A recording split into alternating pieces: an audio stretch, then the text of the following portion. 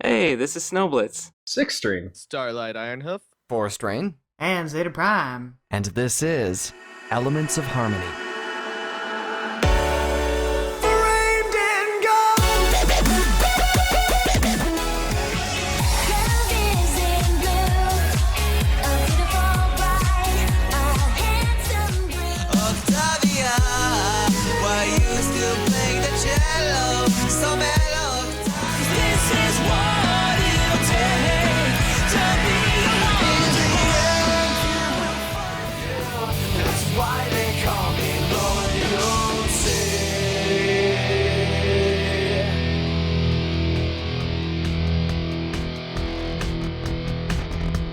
Tonight on the show, we speak with one of the most notable electronic musicians in the fandom, a brony who has dominated the house music scene, a master at working smooth vocal samples and soulful melodies into his songs, with a habit of creating remixes that outshine the originals. Silva Hound is a master of his craft, and he joins us here tonight. Yes, that is right. Tonight we do have Silva Hound with us on Elements of Harmony here on Everfree Network. How long did you work on that intro? That was just pure awesome. I was actually going to ask you, in the latter part of the intro, we use a part of a song I did called Inspiration. And I was going to ask you what you thought of it, because it's the most electronical song that I've ever put out, blah, blah, blah. It was good. That was really good. God, that was good. He's like speechless. This is how we schmooze our guests. We just start off with an awesome intro, so they're like, wow, I sound good when people talk about me. Schmooze. Yeah. But yeah, so And we have Silva here tonight. So Silva, hello, how are you? I am doing pretty good. So I'm pretty sure everybody that's listening knows who you are, but let's say somebody on YouTube finds this video and is like, who is Silva Hound? Why should I know who Silva Hound is? Tell us a little bit about yourself. All right. Well, I'm a steam engine that runs on purely coffee. I make house music. It's my favorite thing to make. I do a little bit of everything else though.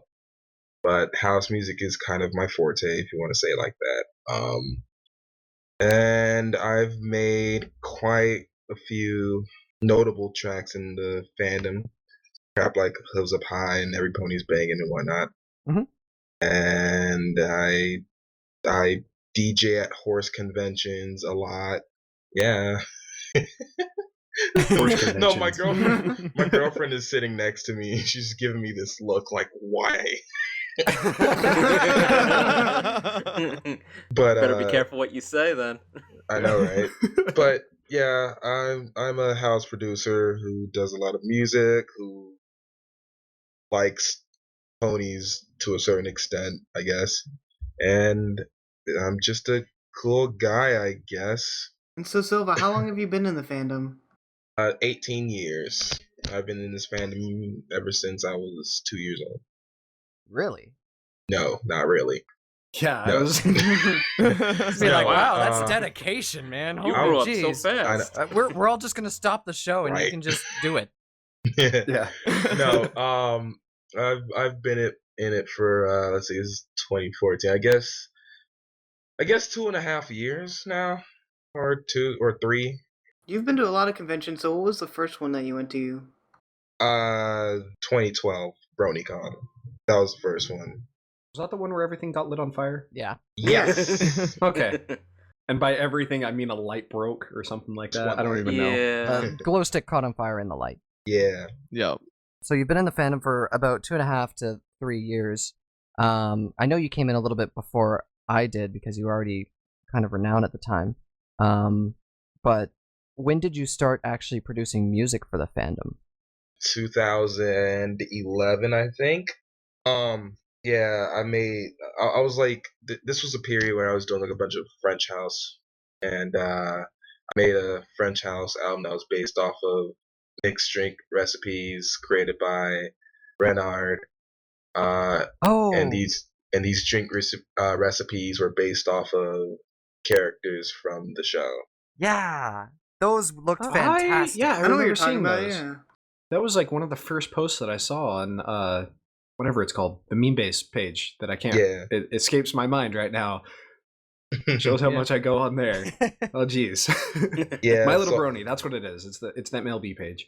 Yeah, so I made a whole album based off of those, and that was my first time being exposed to the fandom. Is that album still available on your Bandcamp or anything? No, because I'm stupid. I took it down for personal reasons. There's like some guy made an entire archive of like my old stuff on YouTube, and you can look for him. And there's like a free MediaFire link for all the old stuff. So you've been doing pony stuff since about 2011. How long have you been doing electronical music altogether? Electronical. Gosh dang Electronical. it, dude. Keep saying Electronical. You keep saying that word. Electronic. I don't think it You sound means like- what you think it means. You sound like the last electronic store you visited was like Circuit City. Yeah, seriously. Nah. Wait, didn't Circuit City go out of business? Yeah, like long ago. Oh, that's so Yes. sad. I used to love going to Yeah. Circuit City. That was the joke. I get jokes. I just have to think about them first. But no. I'm not a funny person. Let's see. 2008, I think, was the first time I made I guess it was a techno song. It was either techno or trance, but like 2008 was the first time where I actually did that. Because before then, I was doing nothing but hip hop. So Like producing the beats for hip hop, or recording lyrics for it, or both, or yeah, just beats. I had cousins who rapped on quite a few of them. I've got a lot of cousins in my family who are rappers, and I've made beats for them here and there. They would rap on them and whatnot. okay. That's cool. That's really cool. So, what made you want to go into electronic music or E EDM? I was tired of rap.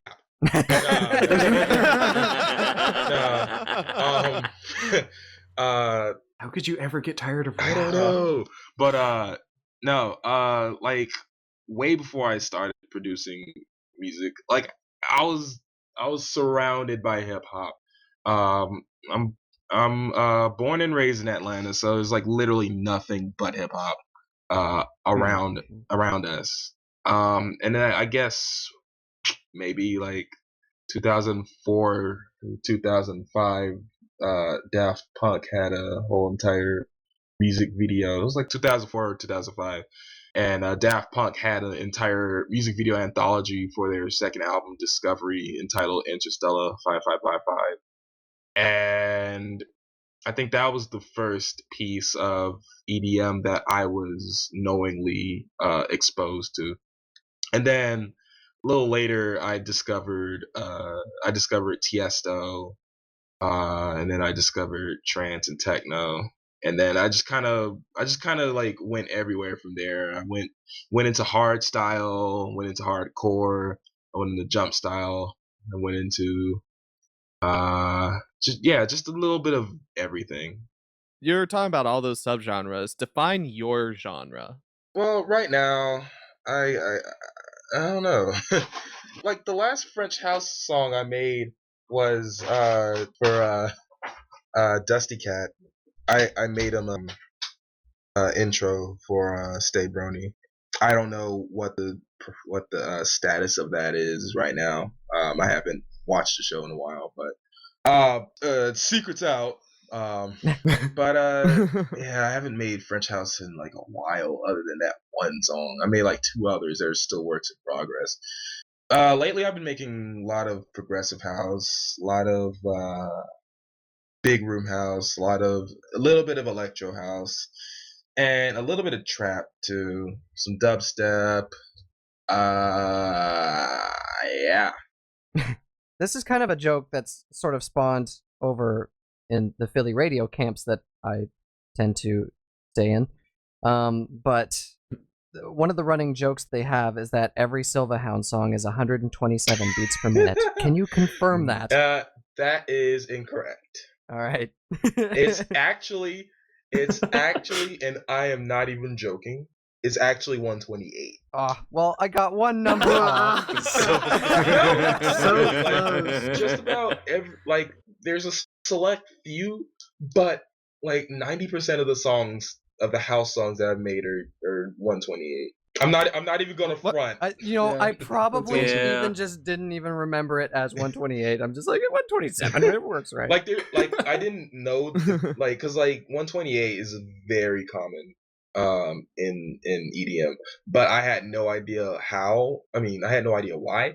I think I get it now though, because 128 beats per minute is the speed where an entire 16 bar progression is exactly 60 seconds long. Yeah, so it's like a math thing. I thought it also didn't have something to do with I don't know. There's some relation to the resting heartbeat of a person. Look, okay, you're getting into biology. I was actually just thinking that the resting heart rate's roughly half of that. Yeah, I think it is. And then the reason that it hits you so hard is because you're you actually your heartbeat actually starts to match rhythm on every other I beat. actually have no idea. No, it's true. It's true. Dr. Snowblitz says so. No, because it's the same thing with a drum too. The beat as well. If you hear the beat of the drum, your heart matches with the beat. Well, as well. if your heart rate is 64, then yeah. But if you're up that's and actually dancing, a pretty it's not high gonna heartbeat. be. So no, that's actually fairly fast. My heartbeat sits faster than that usually. So Yeah, my Mine's time's usually shorter. 53. Anyway, Yeah. bringing it back to Clock is Silva. ticking. Yes, while we're discussing the superhuman hosts of the show. Toast? Toast? Toast. Okay, Oh, so actually, host, that toast. actually does lead into a good question. Silva, have Segues. you ever participated in Toast Beard at all? Oh man, I actually did used to do the Toast Beards a lot. Yeah. My remix of Beyond Her Garden was a Toast Beard. Oh, really? Yeah. There are quite a few songs that are from Toast Beard. They're in that archive I mentioned earlier too.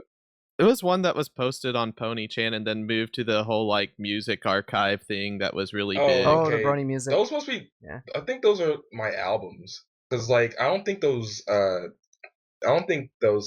have the little single stuff. Stuff like Pox, G, Australian Asher. Those are I made a Brody Quest remix too for Toast Beard. Nice. Yeah. I know sometimes this archive puts people's music under the wrong names too. Under your folder, it just has Luna, Silva Hound remix, and Winter wrap up. Well, those are my remixes. Yeah. So I wouldn't say they're wrong exactly. No, but I know that sometimes they'll have extra songs from musicians under a different one. Yeah. The organization's not the greatest. Yeah, I noticed that too. We've had a few artists on the show who have taken part in Toast Beard. Is there anything in particular that you took away that kind of made you better as a musician? Yeah, Toast Beard, it was just fun. It was fun, spontaneous, just random music creation because you had a time limit. I think you had a week to make the song, and and it was all based on the topic, and it was just fun, and it was really fun to see all the stuff that all the other people created, and it was just fun to compare and just and we all had the listening session at the day of the Toast Beard. It was really fun. I kind of miss those days. I may get back into the Toast Beard one day. Back in those days, a lot of musicians just exploded out of nowhere with collabs. Would you say that Toast Beard was a really big part of that, the community surrounding it? For me, I don't know. There was one collab I did, and I think it's out, but it was one collab.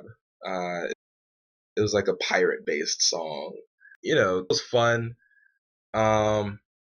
Other than that, I most of the Toastmaster stuff was solo. Oh. Yeah. There was like this one collaboration with Circuit Fry, but I think that was for an album. I don't think that was for Toastbeard. Well, was there anybody that was from Toastbeard that you like met and then collabed later for an album or something like that? Yeah, Circuit Fry. Let's see. I don't know. I can't remember everybody who was in the Toastbeard. All I can really remember was most of the people that I didn't collaborate with. Like I'm like Aussie Asher, like he did a remix for me. But other than that, Whitetail, me and him collaborated. Okay.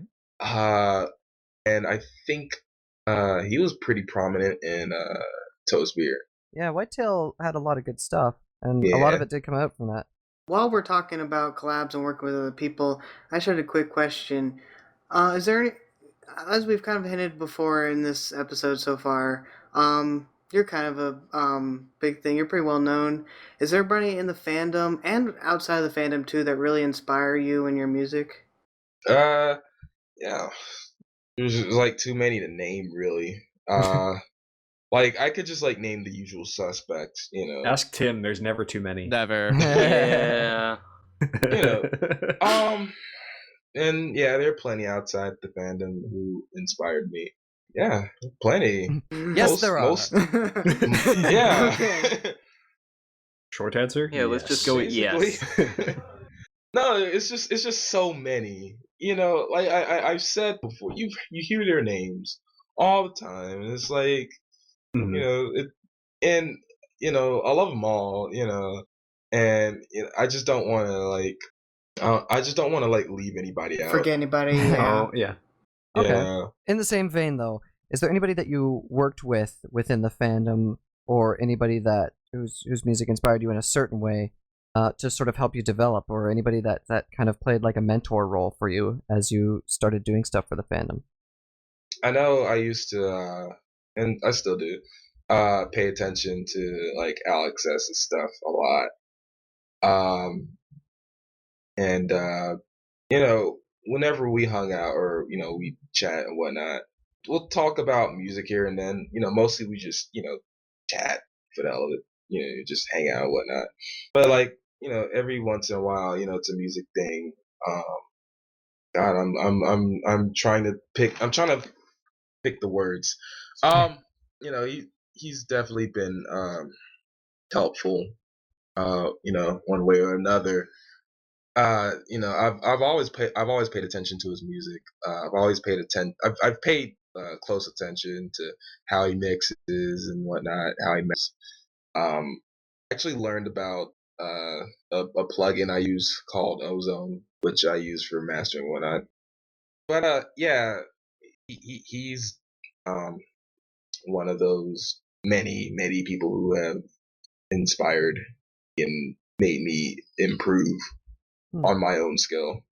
Toom as well because he knows his way around you know so many instruments. Like he's so versatile with not only genre but just production altogether. Glaze, I love his melodies. Glaze inspired me to bump up my composition game a little bit, you know, so to speak. Uh, Archie, you know, he inspired me to really pay attention to like the commercial stuff and like roll with the big dogs, so to speak. And it's billions I can name, billions more. Mando's another one. Mando Pony. You know, he's not only is he super cool, but you know he can write his butt off, and you know like he inspired me to write a little bit, but he inspired me to improve my writing. Yeah, there's just so many, just billions and billions. Interesting. Now, going back to your music specifically, you're working on an album called Rough Stuff EP, right? Yeah. Yes. Now, tell us a little bit about that. It's a 4-track big room house EP. Literally it. But okay, well, no, it's not legal yet. These are four big room songs I've been working on for like, wow, I'd say a year. Oh wow. Yeah, it's been something I've been trying to put out forever, and it's coming out soon. There's no guaranteed release date quite yet, but there will be. Since we are previewing songs, hopefully, Mhm. from Rough Stuff EP, we're gonna go into the first song here, and this is Chord Striker, featuring one of our previous guests, Feather. You're listening to Elements of Harmony on Everfree Network. Yeah.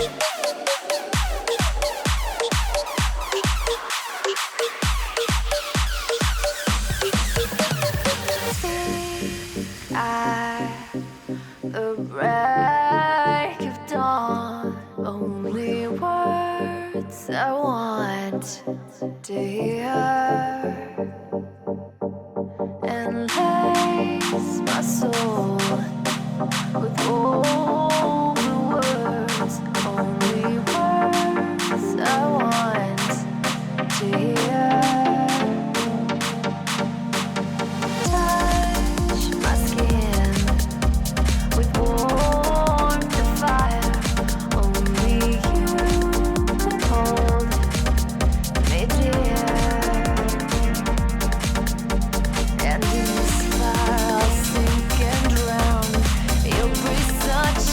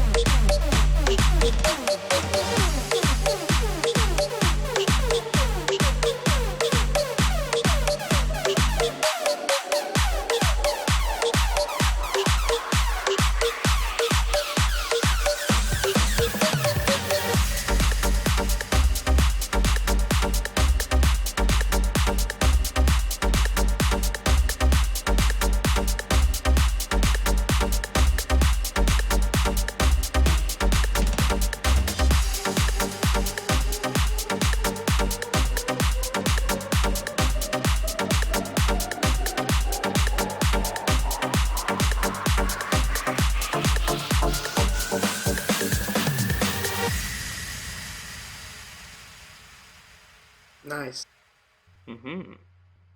We are back, and that was Chord Striker featuring Feather, a preview from Silva Hound's upcoming EP, Rough Stuff EP. Yeah, we have Silva with us tonight. Yeah. But yeah, so since that did feature Feather, tell us a little bit about the collaborations that are happening on this album. Two.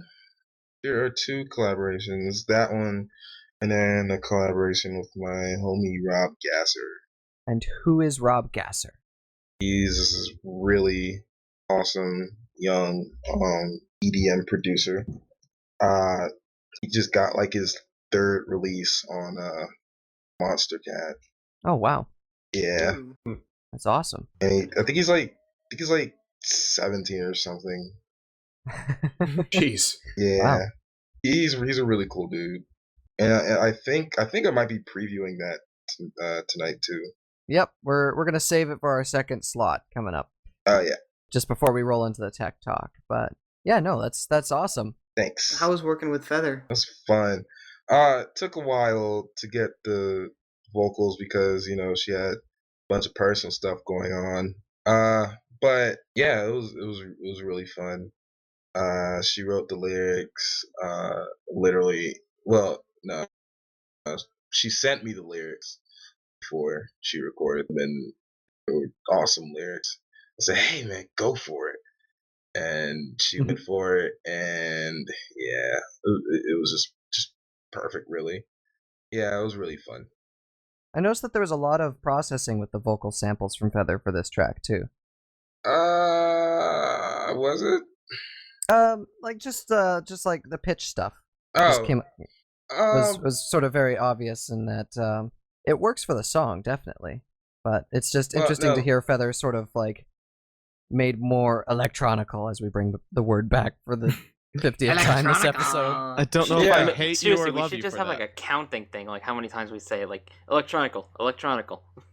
but yeah, no, it was just a little fun little thing where I was just messing with the vocals, and I just wanted to take that little moment where she does that little arpeggio or whatever that the The hell scoop. that's called. She sort of scoops the pitch up. When she did that little arpeggio, I put auto tune on it just to see what it would sound like, and it sounded it sounded really good to me. I was like, I'll put it there, but I'm not gonna like auto tune her entire thing. It's a nice little experiment. So it was just for emphasis and not actually for Yeah, voice it's correction. literally just for presentation.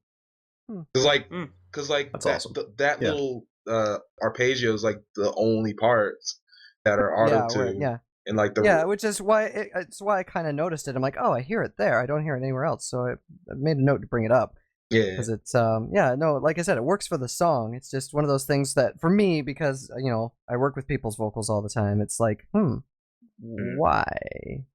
Yeah. But, yeah. I might take it off. I don't know. I'm still working on them. I think it sounded cool, yeah. It was actually going to be like half shorter, but I don't know. We'll see what the final release sounds like. And you do a lot of work with vocals for a lot of tracks, including Rena Chan. Rena Chan. Yeah. Yes. Tell us a little bit about your experiences with Rena Chan, some of the tracks that you've done with her, and I guess specifically Hooves Up High. Yeah, she's a doll. Yeah, she's really cool. You cannot get with her on Super Smash Brothers though. She's Oh, really? so good on Super Smash Brothers. Challenge yeah, challenge I feel like now I accepted. really feel like playing games with her. And it's like she denies being competition good, but like you're like Mewtwo King good. What's her best character?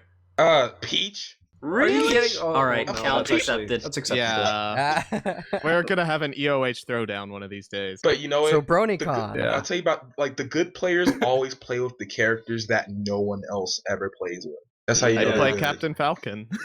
No, see, Well, Like the Captain fact that Falcon's Jigglypuff kinda is the best obvious. character in the game. everyone plays with Captain Falcon, Link, Kirby, Ganondorf. I went with him because my group, no one yeah. did. They said he was terrible. Like no one plays with Mario. What? Yeah, Really? Yeah. My I've group, seen a everyone lot of- did. Yeah, I've always seen a lot of my friends play Mario. Well, competition wise, like no one Oh, plays okay. professionally. No one plays Yeah. with Mario. Professionally, everyone plays with the Fire Emblem kids. Oh, Yeah. Martha's my Marth, best. Yeah. Roy, and what was it? Oh, Ike. Yeah. Ike, Ike. is the new one. Yeah. Yeah, but yeah, Rina-chan, she is a beast in Smash Brothers. But yeah, she's super friendly. She's cool to hang out with too, and would like to hang out with her again. Basically, Hills Up High was just literally like an hour's worth of work. Yeah, there was a story behind that, because I remember when that was happening. Yeah. Mostly because I think LastFast was trying to get into the room that he shared with you guys, and he like knocked on the door, and everybody's like, "No, we're recording. Go away." Oh, okay. Oh goodness, I'm sorry, Last Fast. Because like it was a bunch of people there.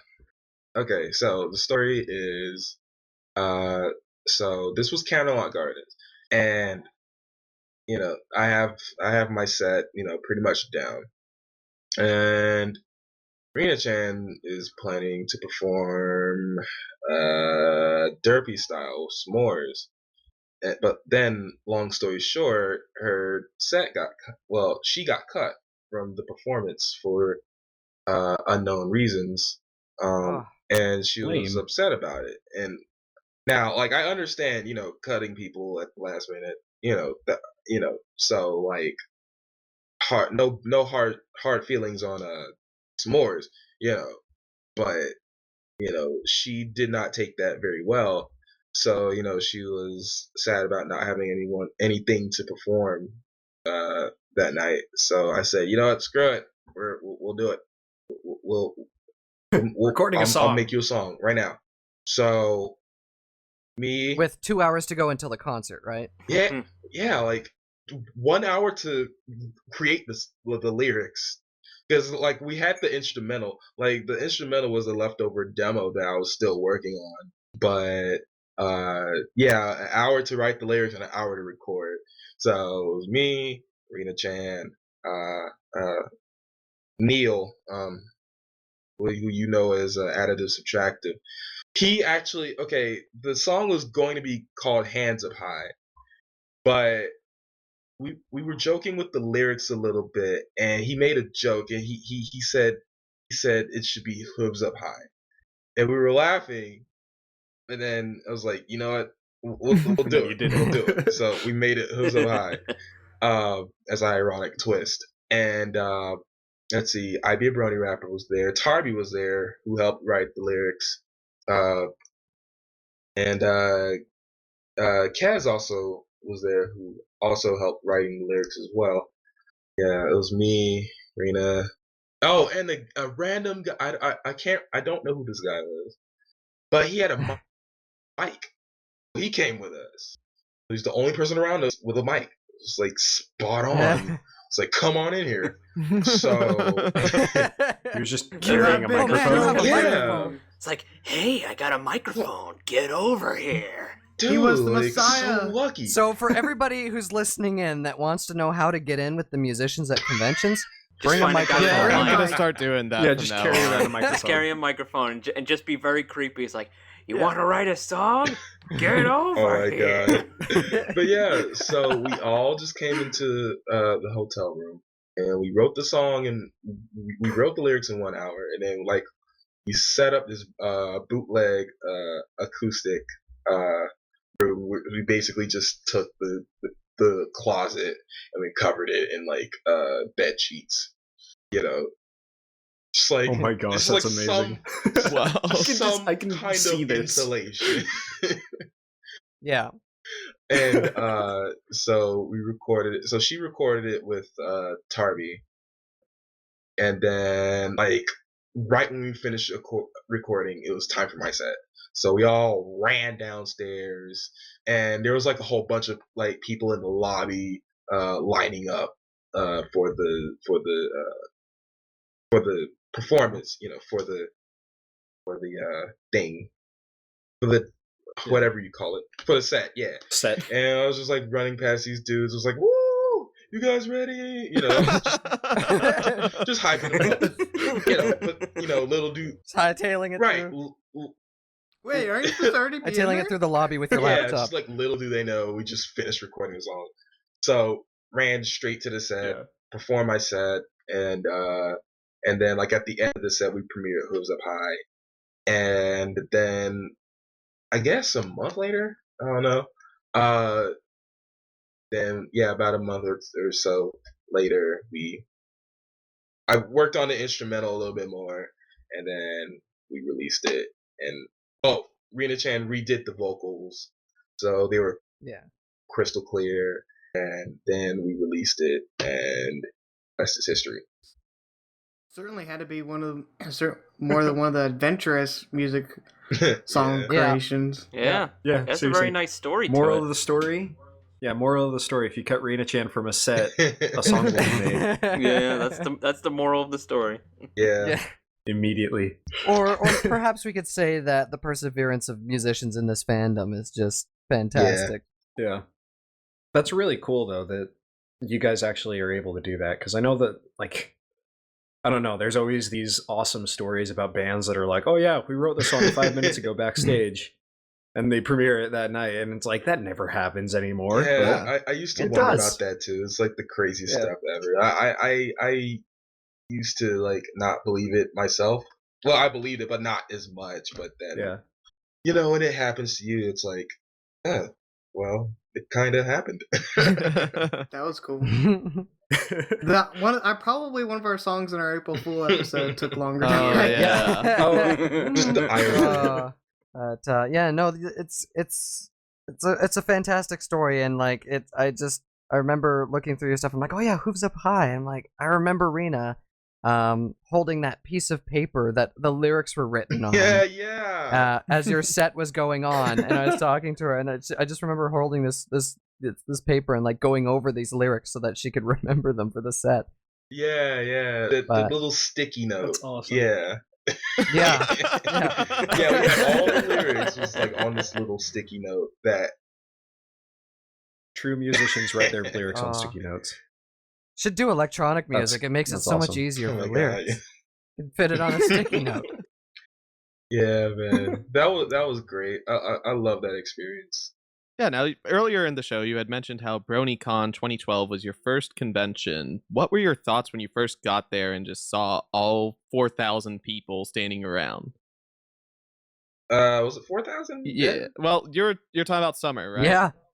Yeah. Actually, yeah, it was. Really? Yeah. The summer The one that convention, caught the fire. one that Yeah. one that caught fire. Yeah. Yeah, that was 4,000 people. The concert probably had around like 23 to 3,000 people. Okay. More people than you think. I thought you just said 23,000 people, No, and I was like, the what? reason why I'm reacting like that is because that was literally my first performance ever. Like, Wow. I had never Yeah. like DJ'd at all in my life before. Oh, wow. So, Yeah. along those lines, what was it like just sitting Pretty there good going from stage. not performing and just performing to a crowd that blows out what musicians at your level at the time were performing to? Well, like at the time, I said performing. It really wasn't a performance. I literally opened Windows Media Player and played a 20-minute pre-made set. Okay. I literally stood there and hyped the crowd up. There's literally Well, that's there's what you literally do. no That's what you do, though. You don't credibility just stand there with your Yeah. hands Yeah, in your you don't pocket, do just that. like Also, you're not kinda supposed to nodding your admit this head. stuff No, but on you the know what? radio. You know what though? I admit it because people talk so much junk about DJs and well, I'm not going to name a specific incident, but a lot of people remember what I'm talking about. There was a specific moment where a well-known musician at the time was just calling out like all the DJs, claiming that they do nothing but press play. Irony is that's literally what I did, but that's not what DJs do. The only reason why I did it then was because I had no real knowledge of DJing ever. So after that, then I actually like studied DJing and whatnot. And my first actual performance was Everfree 2012. That was pretty good. That was pretty good. There was so many moments where I screwed up, but it was, it was all a learning experience. Uh, all in all, I thought it was cool for what it was, you know. Awesome. But yeah, I'm so like above the whole BronyCon thing. I had fun and the crowd had fun. That Yeah, that's all that matters. Yeah. in my eyes, I succeeded. Well, we're gonna take a little break now and go into the next song for the night called Ripper, featuring Rob Gasser, and you are listening to Elements of Harmony on Everfree Network.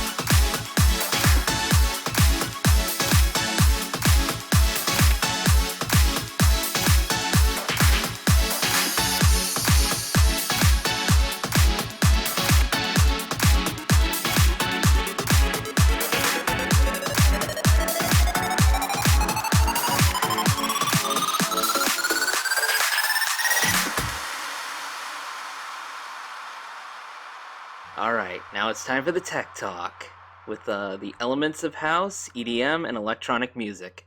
And enchiladas. Totes. Yes, enchiladas.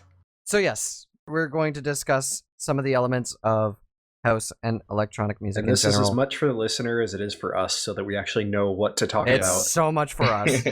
We actually don't care what the listeners think, but yes. Basically, for the benefit of us solely, outline some of the most popular genres that are in the Brony fandom right now, and what sort of differentiates them. Well, let's see. In the fandom, Like, I guess there's pretty predominantly there's house, there's dubstep. yeah. Really quick, is pony step a genre? No. Exclamation point. Neither. No. Neither is. Yeah. Neither is friggin' dub trot. Dub trot? Yeah. This is how like there's that a used to thing. be the thing. Like, that used to be the thing a long time ago. But yeah, like from what I've heard from the electronic side of things, I hear a lot of progressive house. I guess a little bit of electro house. Remember where I heard it from? But yeah. Well, that would be a good starting point then. Yeah. So the differences between electro house, big room, and Progressive house. progressive house, yeah. Yeah, progressive house is it's more melody driven. It's way more melody driven. Electro house focuses more like strictly electronic elements. Like a lot of electric house tends to be like very saw wave based. So like you'll hear a lot of saw basses and saw leads and whatnot. Real quick, just for those who don't know, what is saw? A saw wave. It's literally a sound wave that is it's Looks like a saw blade. it looks like a saw. It goes up in a diagonal 45-degree inclined plane, and then like sharp drop down, and then that's the wave. So it repeats. That's the basic saw wave, and it sounds like Benny Benassi Satisfaction, basically.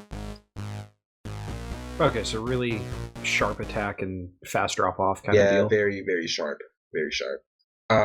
So yeah, electric house deals with a lot of sharp elements a lot, but it also deals with a lot of heavier elements. So like a lot of the heavier, Like hard leads. hard kind of thing. leads, heavy bass, pounding like really pounding kicks, and snare, very present snares that'll have like the snares will be present like before because like the snares are usually 2/4 rhythm. So kick snare. I swear to God, if we make a Living Tombstone joke, I'm gonna freak. Quick, somebody do it. We already did that Yeah. last week. Already Or, did. Yeah, our last live episode. When Didn't Tomb we? was on. Yeah. No, not even that one. We made another one. God. Last night? Yeah. We have it covered. Oh basically. goodness. Yeah. But Yeah. We hit our quota. yeah, so like Yeah. Yeah, we always seem to dig up that grave a lot.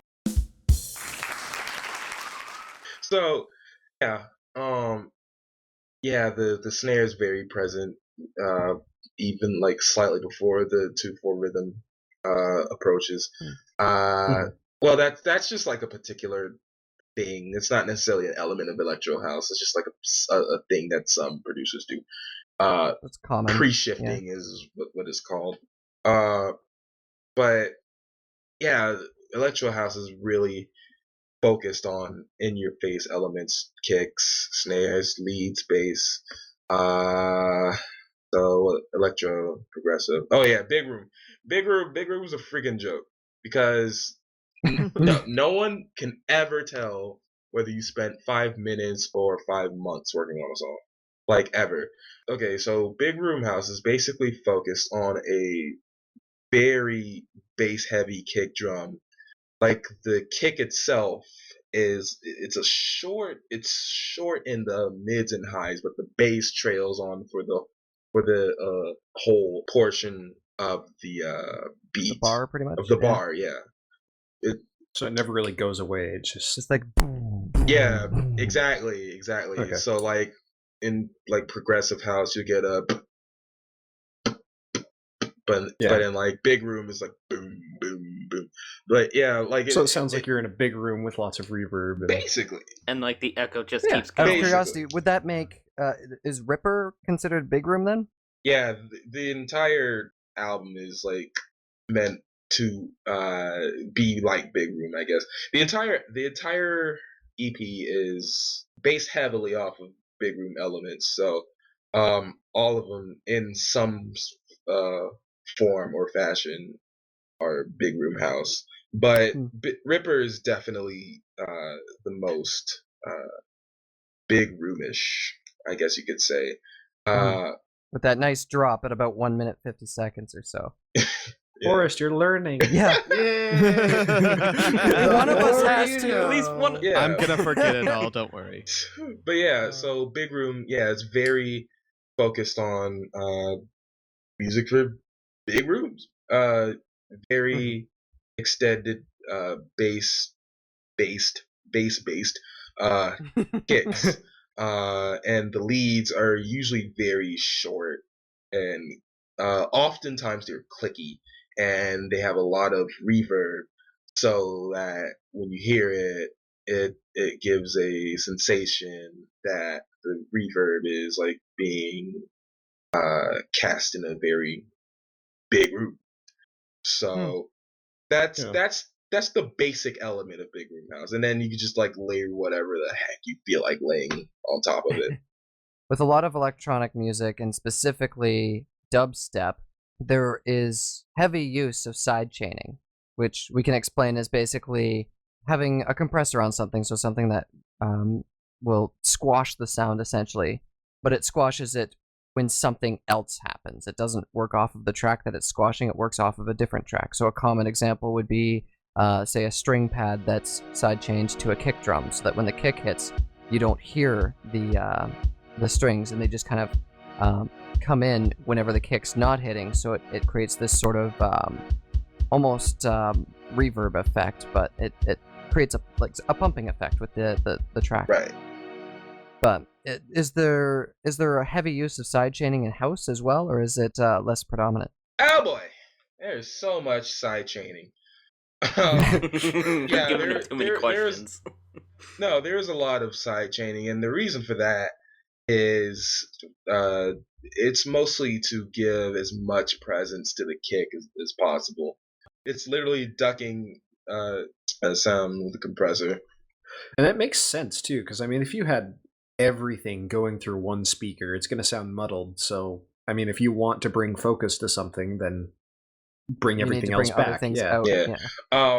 That's not always true. There are plenty of songs where side chain is not used, but all the elements remain present. That's pretty much just a result of like friggin' excellent mixing. You know, side chaining definitely gives room to like certain elements. Like in house, it's predominantly used for the kick. Like a lot of 4-on-the-floor based EDM, the kick is maybe the most important element of house. So side chaining gives it all of the room that it basically wants, and so that when you hear the kick, you'll feel it, and at the same time, you know, you'll feel the rest of the track too. It's also a really good thing for when you're like once you're mixing. The kick won't be too high. You know, the kick won't screw up your mix or anything. Yeah. But mostly it's a design thing, but it's also a mixing thing. It could be a composition thing as well. For all those out there who may be interested in getting into electronic music, what would be one big suggestion that you would give to everybody? Experiment. Definitely experiment. Play with sounds. See what's comfortable for you. Do a lot of studying. You know, YouTube is your friend. You know, look at a few tutorials. You know, and overall, just have fun. please, just enjoy yourself. It's a really fun thing to do. Yeah, having fun is very important. It definitely helps when you're doing something fun. It makes it a lot Yeah. easier. Yeah. Now, what about like making an electronic track good? Like any common mistakes you want to avoid? Yeah. I guess mixing wise, don't muddle everything up, But I guess that's really for just music in general. Mhm. Don't muddle everything up. Give each of your try to give each of your tracks as much of their own frequency range as possible. You don't have to take freaking music theory, to understand basic chord progressions and whatnot. However, do a little bit of music theory studying.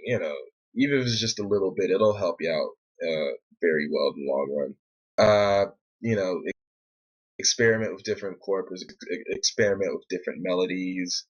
Do something, attempt, do something you want to do, but at the same time, try to branch out, do something original, do something that, you personally haven't heard before from anyone. Experiment and just go crazy. Cord a hair dryer and sample it through a vocoder and chop it, with a gator, and make a Melbourne bounce song out of it. Yeah, I don't know. And that brings us to the end of our show tonight. Thank you very much for coming out and talking with us, Silva. It has definitely been helpful for all of us idiots who don't know anything about electronic. Yep. I'm Yeah, sure 'cause, this like, was that's just the surface. Like, yeah, but there's like so Yeah. much more. It's Melbourne bounce. There's deep house. There's tech house. Once you get into it, it's a great thing to explore. Well, thank you very much. This will definitely help as we go on out. This week, coming up on Everfree, we have tomorrow on Wednesday, Equestria Inquirer at 8, and Into the Spotlight at 9. On Thursday, we have Sketchy Sounds at 3 p.m. All times are in Central. And until next time, this is 6-string. Forest Rain. Snowblitz. Zeta Prime. and Starlight Ironhoof. Goodbye for now.